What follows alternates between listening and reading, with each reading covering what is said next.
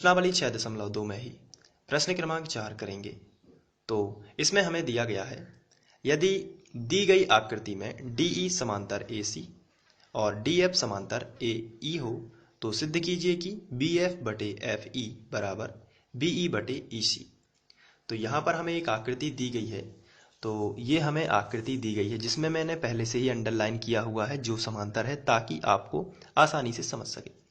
तो यहाँ पर DE समांतर है AC के और DF समांतर ये है, ये दोनों समांतर हैं। लाल लाइन जो आपको दिख रही है रेड कलर की, ये दोनों समांतर हैं, और ये जो ब्लू लाइन आपको दिख रही है ये दोनों समांतर हैं।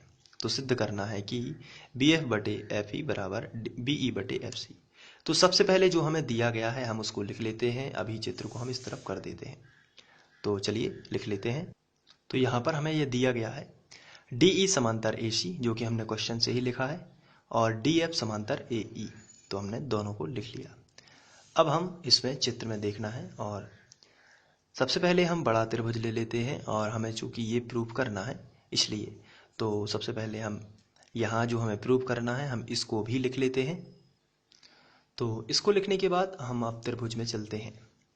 तो बड़ा त्रिभुज हम ले लेते हैं। सबसे पहले त्रिभुज ABC में, ABC में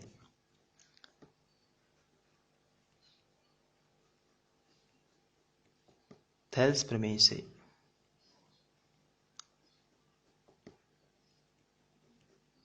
इसे हम आधारभूत समानुपातिकता प्रमेय भी कहते हैं।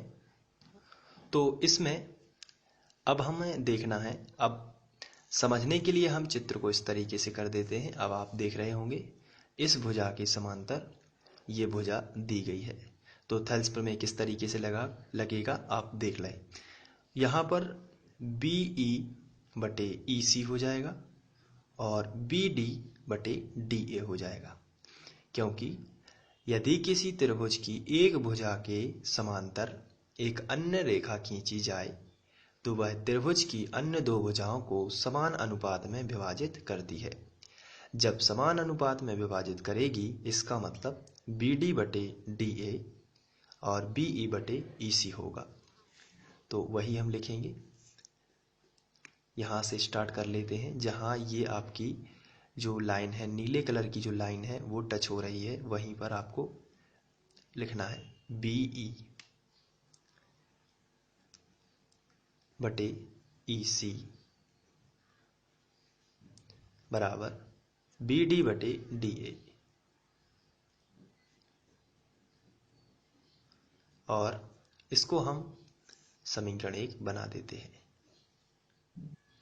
इसके बाद हम दूसरे त्रिभुज में चलते हैं जिसमें ये रेड लाइन जो है वो आनी चाहिए। तो ये यहाँ तक है, इसलिए इस त्रिभुज में, इसका मतलब BAE में, त्रिभुज BEA में थेल्स प्रमेय से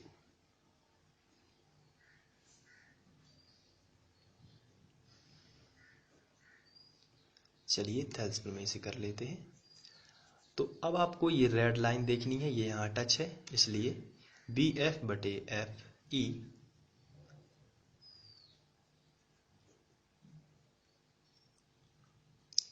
बराबर, यहाँ पर ये देखिए रेड यहाँ टच है, इसलिए BD बटे DA।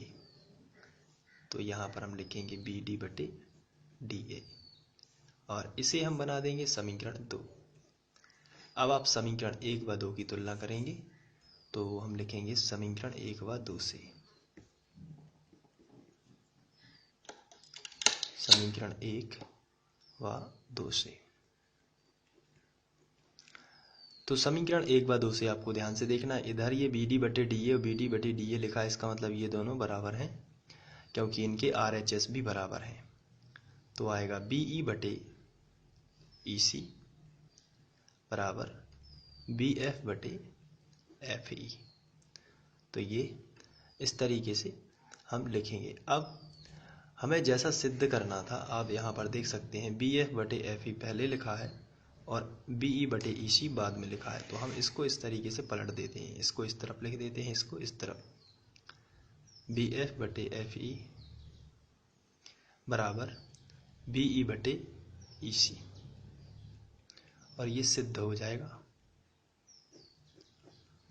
तो बहुत ही सिंपल था। आइए अब हम लोग पांचवा प्रश्न